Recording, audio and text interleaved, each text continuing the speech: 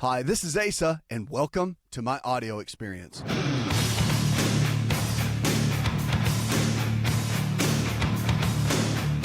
We're saying now that abused children are at risk for obesity as adults. A lot of the emotional side of our health plays such a role, and I think with anyone, whether you're dealing with diabetes or blood pressure issues, or maybe you're going through depression, whatever it might be, the emotional side of our health can drive so much of the other aspects. And of course, you know, what happens to you as a kid can get kind of lodged in your subconscious mind and really play with you as you get older, unless you get some counseling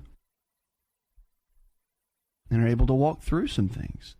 So it's really good to make sure that no matter what you're dealing with, and I really have always seen this throughout healthcare, is to always see how the emotional side, and we're going to talk about that this hour, how the emotional side plays a huge role in our overall health. I mean, literally everything from an elbow hurting to a knee hurting, joint pain to fatigue, all these sorts of things have roots in emotional-based issues. And medicine is learning more and more, and I think our healthcare system is in general, just how much our body really is a whole, and one thing affects the other. You can't just go in and just say, well, this number is this, so it must be this.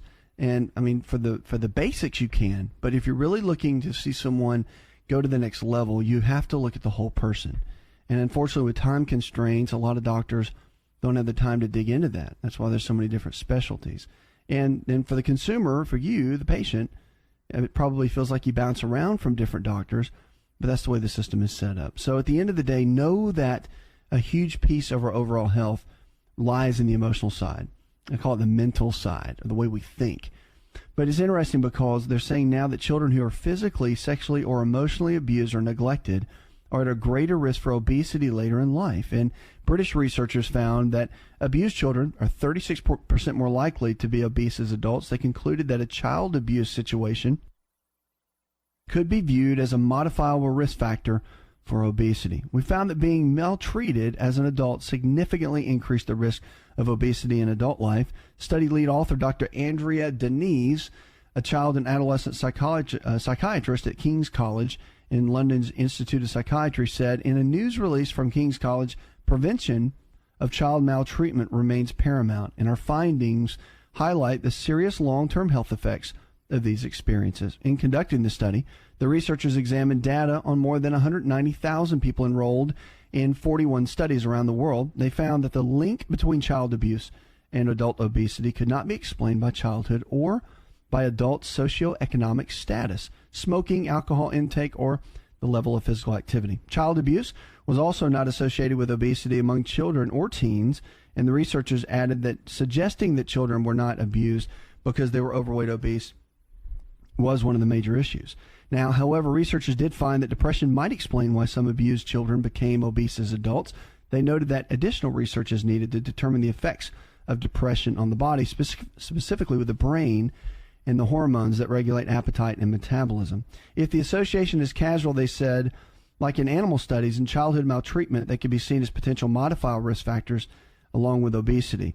Of course, they always conclude if it's not a formal completed study that there's still things that are left up in the air, which they concluded with. But, you know, it's interesting because there are certain brain chemicals like serotonin. When serotonin gets low, we get depressed, and it causes weight gain because we tend to eat more due to the chemicals and the way that we feel. And so that can be kind of an issue for quite some people. And you know, you've got things that happen to you as a kid. Maybe you hold on to it in a subconscious way if it's some kind of emotional, verbal abuse or sexual abuse. And a defense mechanism may be to eat extra calories and get big. Women do that a lot of times when they don't want to be objects anymore. Or if they were sexually abused, for example, they could gain weight and, you know, and then go through these phases where, you know, they don't want to deal with, you know, the pain of potentially being in another situation where they could be taken advantage of. So it's interesting, and it's amazing so much to me how much health is tied up in our emotions and the way that we think. Interesting stuff. And it plays a role with every single person. 888-283-7272 is the phone number. You can give me a call right now or go online. All our information is there. Anything I talk about, for the most part, all the articles and whatnot, free downloads are there at the website. So make sure to check that out online. We're going to go to the phones now and go to Dan. Hi, Dan. Welcome to the show. Hello there. Good to talk with you. Yes, sir. How are you doing? I'm living well. What's up? Well, the other evening you were stressing the importance of sleep, okay, with the circadian rhythm and all that. And I'm wondering, I've heard people do that for years, say be in bed by a certain time. You said, like, it would be best by 11. And are we assuming that people get up at a certain time? I mean, don't I have my own circadian rhythm? What if I was a third shift worker or something? Does that matter?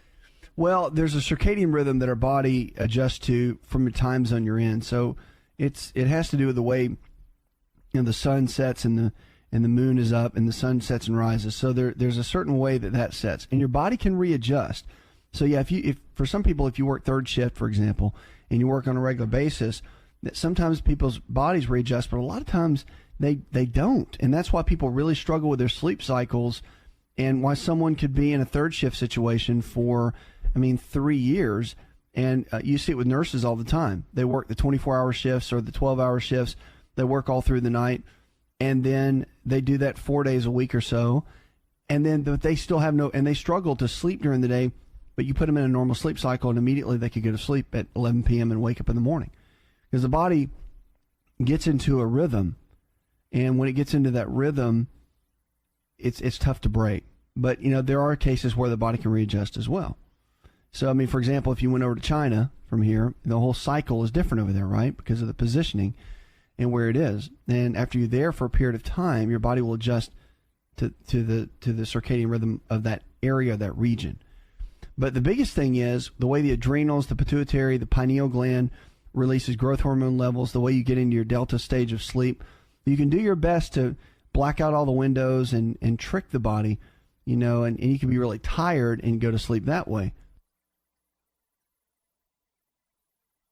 Many times it's in a situation where it's about 50-50. Really, it depends on the person. So the rule of thumb is what I typically talk about. So rule of thumb is if you can get to bed before midnight, every minute of sleep is worth about 4 minutes after midnight.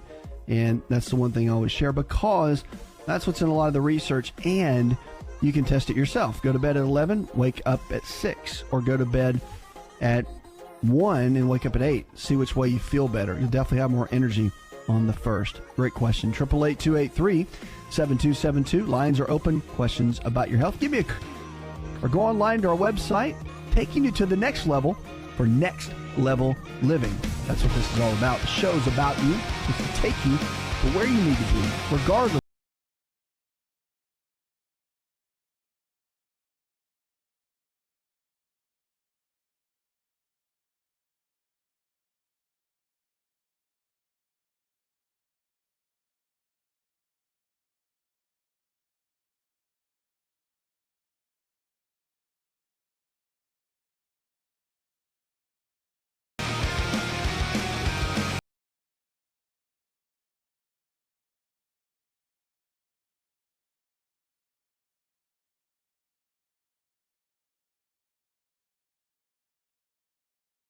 Want to turn back the clock 15 years and have more energy? This is Dr. Raisa telling you to just breathe with LiveO2. LiveO2 delivers the right amount of oxygen we need for optimal health.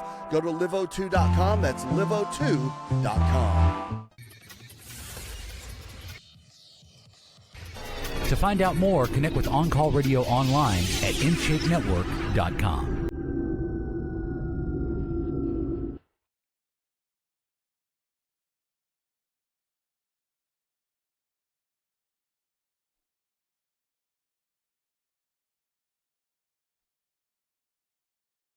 Lines are open, 888-283-7272. Welcome back to the show. This is your show. It's a show where your health is your greatest wealth. Check us out on the web. Stan over in New England area wants to know about how to lose the last 10 to 15 pounds. He says, I've been working out nonstop 5 days a week over the last year. I've changed my diet. I'd sleep well, drink plenty of water, etc., etc., and I just can't seem to lose the weight. I'm 53 years young. All right, here's the deal, Stan. When it comes to fine-tuning, I know you got different categories. Some people want to lose 100 pounds, and they're just ready to get the journey started. You've been kicking butt and taking names and really looking at how to kind of pull things down and get it down to that last little bit. So what do? Here's the game plan. When it comes down to the last 10 to 15, it usually comes down to hormones, okay? And it could be cortisol levels, which is a stress hormone. It could be testosterone levels, estrogen levels, progesterone levels. It could be any of those. And if those are out of balance for any reason, if the deficiencies are there in the body, having nutritional deficiencies, that can be some of the major components. Blood work is really good. It's a great component to see exactly what's going on inside the body. Putting all that together, finding out where the key deficiencies are, and then building a good, solid, long-term plan is a great way to go. And, that's really the key, because at the end of the day, if you're exercising great, make sure you're keeping it under 45 minutes. I talk to a lot of people, they do like an hour and a half, they think more is better, and it's not. When you go over 45 minutes, your body has a massive, massive rush of cortisol, which is a stress-promoting hormone, which will store body fat, and it will burn up muscle tissue. Not a good thing. We want to do the opposite of that. And also the hormone levels, such as testosterone and growth hormone, they plummet. So they drop dramatically, as well as the cortisol levels going up the other way. So again, not really the best option.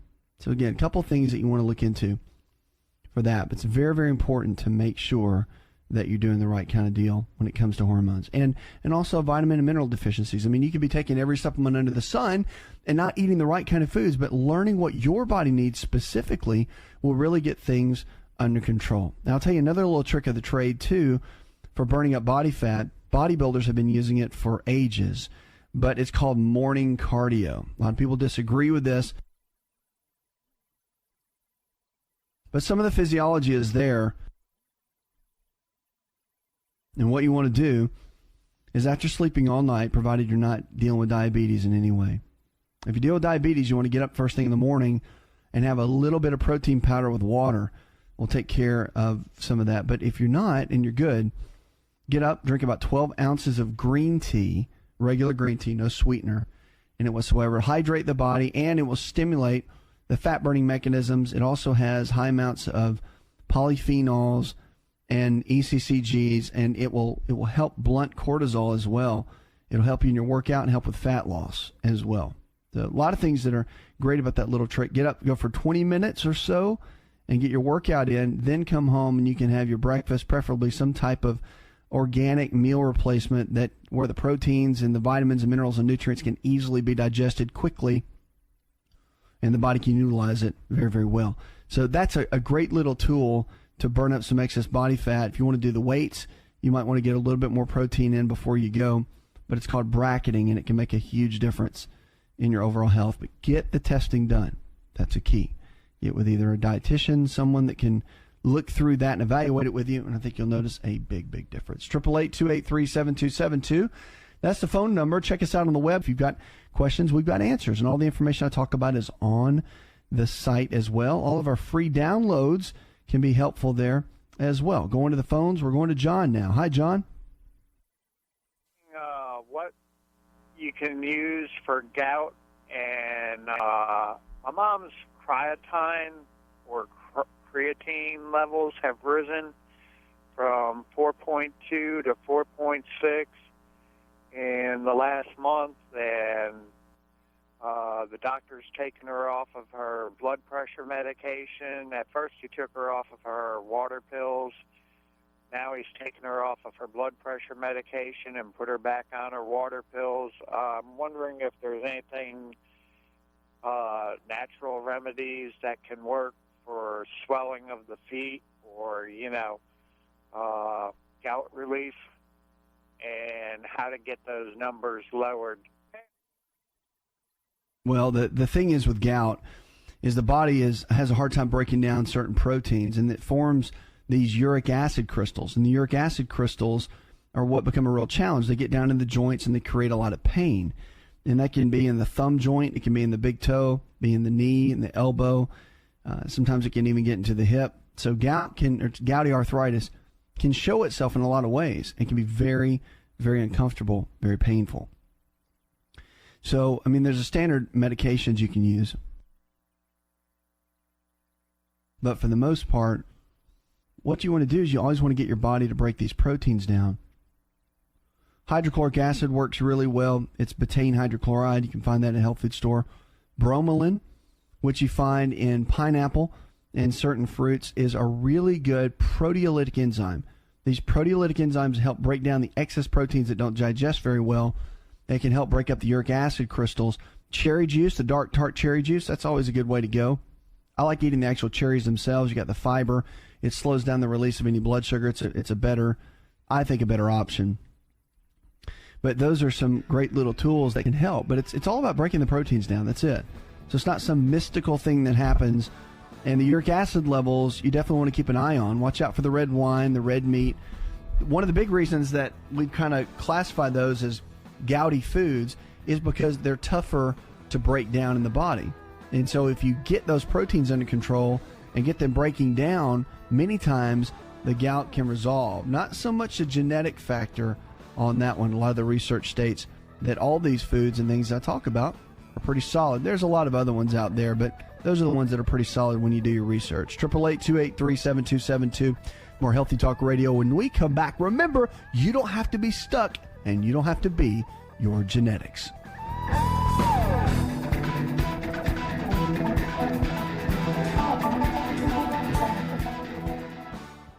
Hi, it's Asa. I'm giving you a copy of my best-selling book for free to help you in your health journey today. I'll pay for the book. All you do is just cover the small shipping and handling costs. Go to asarx.com and get your free book today.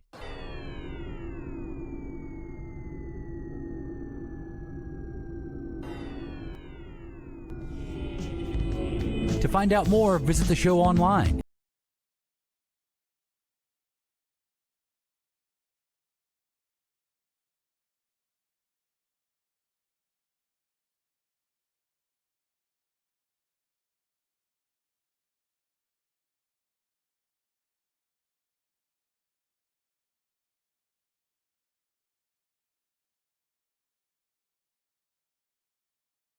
In just a moment. It's interesting. Healthcare costs are rising, and everybody's totally freaking out coming around the corner. What is the deal? We're going to chat on that in just a moment. But first, we're going to go to the phones and go to Dan. Hi, Dan. Hello. Good to talk with you. Recently just discovered how to lose quite a bit of weight. A really easy method of doing it. I tried for about 10 years. I drive over the road tractor trailers, so I really don't have a lot of time for much other than sitting here and sleeping. But okay.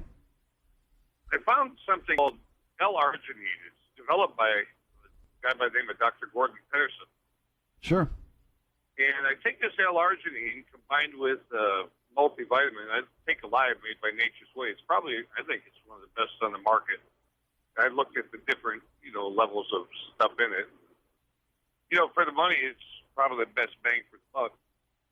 But maybe about 10 minutes of exercise, a bottle of water, a small snack like a piece of fruit, take my vitamin, take my L-arginine, and, how much weight? How much weight? 40 pounds? In 2 months. Nice. It's great. And I've kept it off for 6 months. And then what? And so you kept it off for 6 months, and you're still there, or you're slowly dropping still? I'm slowly dropping still. I think I'm losing about an average of about 2 pounds a month. There's nothing wrong with that. There's nothing wrong with that. What probably happened, which is really interesting, and it probably stumbled on it without even knowing it, just by maybe hearing someone talk about the L-arginine and taking it, is you could have been gaining weight because your pituitary gland was really low in function, which produces the growth hormone levels in the body.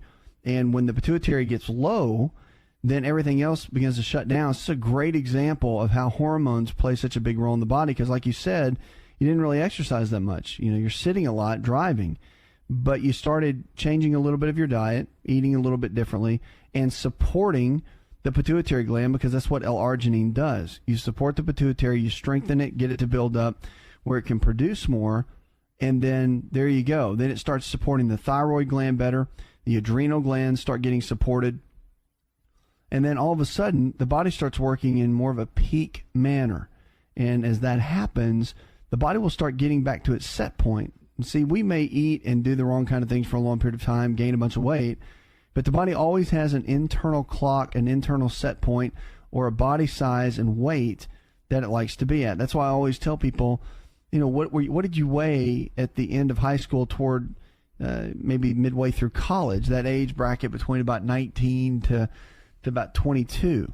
And everybody comes up with a number, and they start laughing. You ask somebody in their 40s what they weighed then, they'll just laugh, most of them, because they think there's no way I'll ever get back there. Like we're supposed to get older and fatter. It's part of life.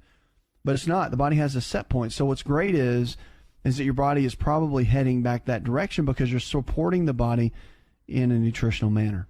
What's another great thing you might want to consider, too, is going to your doctor now that you've got things or getting things balanced, and get the blood test done and have them check all your different hormones, and specifically have them check the pituitary gland, check the growth hormone levels, see what they are now, and then as you increase your exercise and continue eating well, get that monitored about every 6 months and find out what those numbers are, because you'll probably find that between that and the thyroid and your testosterone levels, a lot of these numbers will continue to improve as you drop the weight, which will make your body more, as we call, metabolically stable, and it will do very, very well. So a couple things to think about along the way, but thanks for sharing that tip, I think, with all our listeners.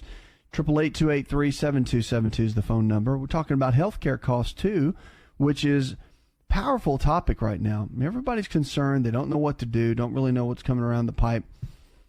But one thing we know is that 2013 has shown a rise that translates into slightly more than $45 a month in higher monthly premiums and out-of-pocket expenses. And a significant reason for the jump, they're saying, based on recent figures from Millman, as a healthcare consultant agency, is that employees are shouldering a greater share of the cost of health insurance. Families are paying 8.4% more than last year toward insurance premiums, while employers are paying 6.1% more.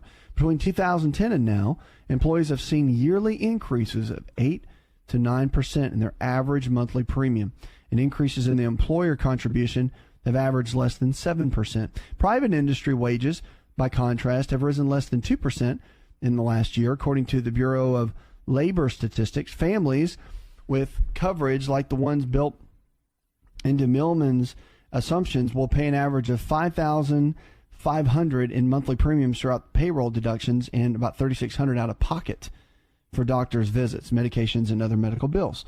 So such figures are national averages, and the most expensive 10% patients run up more than 7 times the average individual expenses, according to Millman.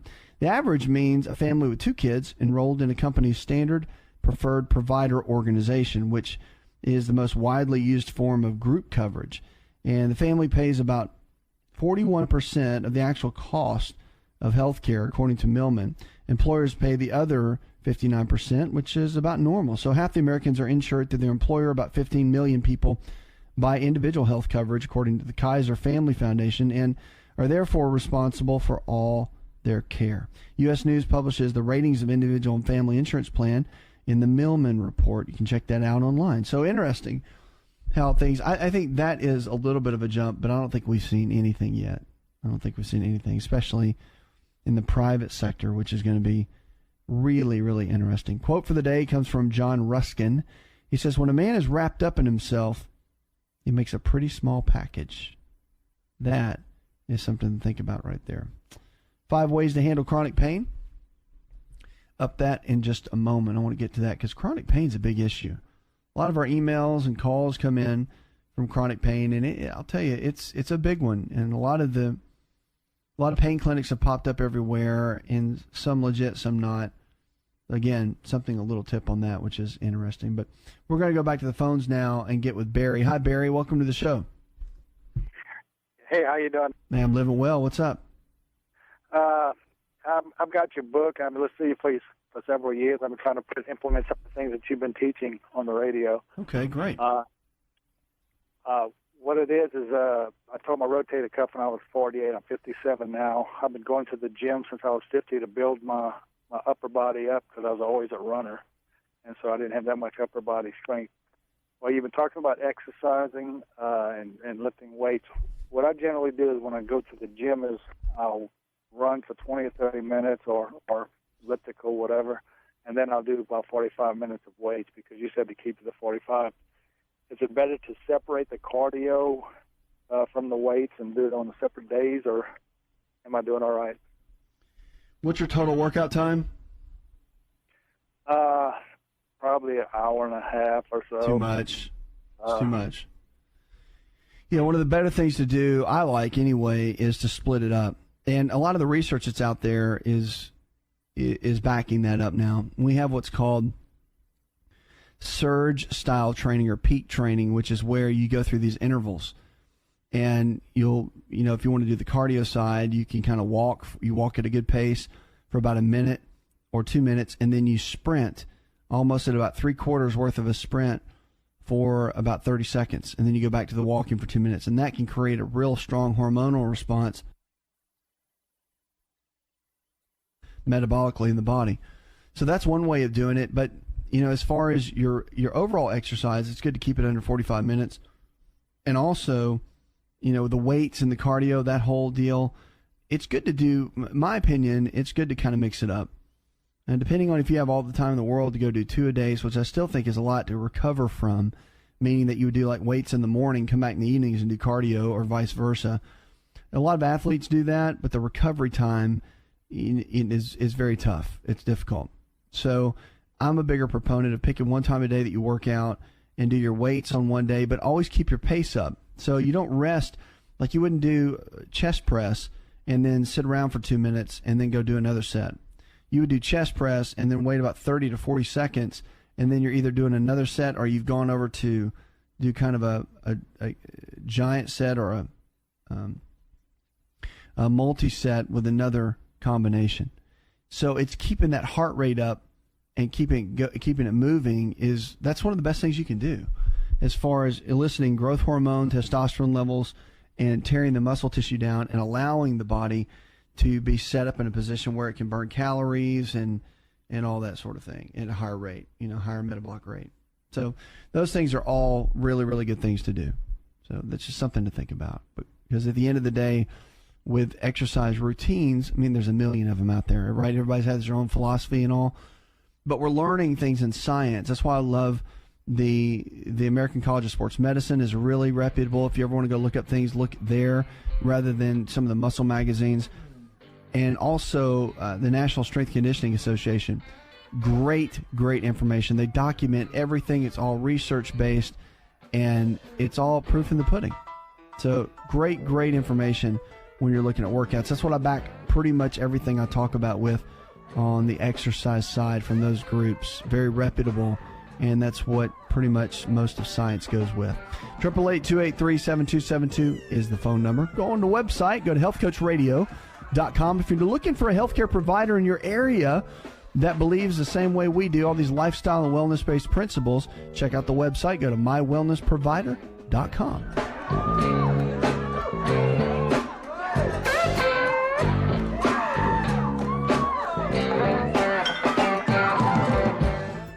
Want to turn back the clock 15 years and have more energy? This is Dr. Raisa telling you to just breathe with LiveO2. LiveO2 delivers the right amount of oxygen we need for optimal health. Go to liveO2.com. That's liveO2.com.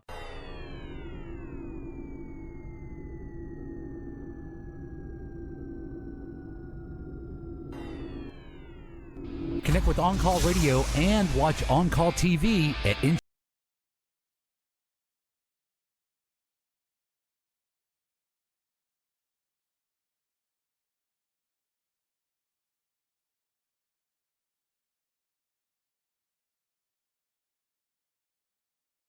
This is your show. It's a show where your health is your greatest wealth. Let's talk about it. Talk about your health. Talk about your life. It's about you. It's about going to the next level with your health and your life. Check us out on the web. Go to healthcoachradio.com. 5 ways to handle chronic pain.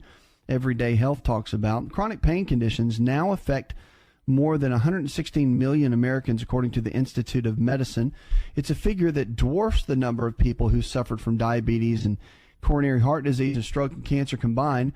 Unfortunately, too many patients rely on prescription drugs as an isolated therapy to treat the pain. While pain medications play an important role in the treatment of chronic pain, pain sufferers rely on powerful prescription painkillers to mask it. If you're suffering from chronic pain, you should also seek treatments that are designed to reduce the pain by attacking the specific cause. Many patients and even some doctors are aware of some of the other available therapeutic options, which are typically less invasive and less risky than other alternatives such as surgery or medications. So interventional pain medicine as a medical subspecialty that is devoted to the diagnosis and treatment of pain-related disorders with an emphasis on diagnosis first is really growing. Now, specialty-trained pain physicians utilize various types of injections and minimally invasive surgeries to manage and treat persistent and intractable pain. These specialists treat a wide range of chronic pain conditions, including but not limited to back pain, neck pain, extremity pain, headaches, joint pain, musculoskeletal injuries, and cancer pain. How to find a pain specialist is a big key. And so if you're dealing with pain, first of all, and you don't know who to go to, usually you want to go to your family physician, internal medicine, whatever, and they can kind of direct you into that next level. So if you're wanting to find a pain specialist, here's the deal. Finding the right doctor, they say, of course, when it occurs and you get some form of pain-related issue, you first want to go to a board-certified physician that's in pain management. That's where you want to end up for sure. Talk to your doctor and see if they know someone in their network or someone that they're affiliated with they can get you to. You don't want to chase pain with pills, though, that's for sure. Now, there's a new supplement out there called Amino Active. And Amino Active is a phenomenal, completely natural pain reliever. You're going to find this. They're doing university studies on it right now. And it's unbelievable. It's a protein-based, completely drug-free, no side effects whatsoever. And they're showing now how it's alleviating pain. You can go to aminoactive.com if you've never heard of them. Go to aminoactive.com. Great product. People are getting unbelievable results with it. And when these new studies come out, you're going to see it on every shelf everywhere. So I'm pretty excited for those guys. They're doing great work. But the pain pill chasers, there's so many people out that do that. And I want to encourage you, if you've ever gone down that route, to really know that you can get to a place where you can actually get the pills themselves, but do it in the right way. Get with your physician, have them prescribed, and don't just do it because of hopefully the addiction, and getting to a place where that's not the case. That's the one thing that I have a hard time with, because the pain management, pain medicine has such a bad name for the most part, and it's not true, because some people are really in a lot of pain and they struggle with it. They're really hurting and they really need the medication. And then there's ones that abuse the system. And I hope that if you're one that have abused the system currently or that you can seek help, get off the drugs because you don't need them. And, it's just not a good thing. Bothers me. So you want to do your homework always, or you're looking for these pain docs and someone that you're comfortable with. So many patients are told there's no other treatments to manage their ongoing pain issues, when this is simply not the case. That's true. So there's a number of interventional pain therapies available that can not only alleviate pain, but in some cases eliminate the underlying causes of pain. Interventional pain management has been around for more than 2 decades, and the procedures implemented by pain management physicians reflect the standard of care for pain management today. And their efficacy has been demonstrated through extensive research and study. Epidurals and other nerve blocks can be helpful. The various injection therapies, including those in the use of epidurals, are among the most common interventional pain therapies used today. The epidural steroid injections are in widespread use for a variety of chronic pain conditions, but are most typically used to treat a nerve that is pinched at the spinal level. So epidurals used in the interventional pain medicine are minimally invasive injections comprised of a small amount of local anesthetic and steroid to reduce inflammation, which is most common, and when properly applied, they can help reduce patients' reliance on pain medication. In addition to the epidurals, other treatments include trigger point injections to alleviate the pain associated with the tight and restricted muscles, facet injections, which often used to treat arthritis of the spine and the sacroiliac joints. The sacroiliac joint commonly causes back pain, but is often overlooked by non-pain physicians. Now, acupuncture works for sure, and I'm a big believer in this, and not just a believer, like you got to be a believer, but I mean, it works, and it's been around longer than our entire medical system, Chinese system, and it's unbelievable. Talk to somebody that's, if you've never done it, talk to someone that has, and you'll be amazed at what they tell you with the results of acupuncture. It's unbelievable. So, I mean, don't go in expecting a miracle cure. It does take multiple treatments, but the reality is what can happen with some of these alternative therapies is nothing short of amazing. So make sure you've looked at every method, walk down every avenue, make sure you've looked at everything you can to look down the road of pain management. So if you're dealing with anything from neuropathies to damaged disc or herniated disc, you got chronic nerve pain, which can be really, really painful, then it's important. It's important to do your due diligence and research, but look at some of these natural methods. They can be quite helpful. Puts another hour in the charts. I'd like to thank our producer, John Garrison, Leslie Pardue, and the rest of the team. Go tell one person something you learned on this show, and together we can change the health of our friends, our families, and our communities. You're listening to the show that helps you get well, stay well, and live well.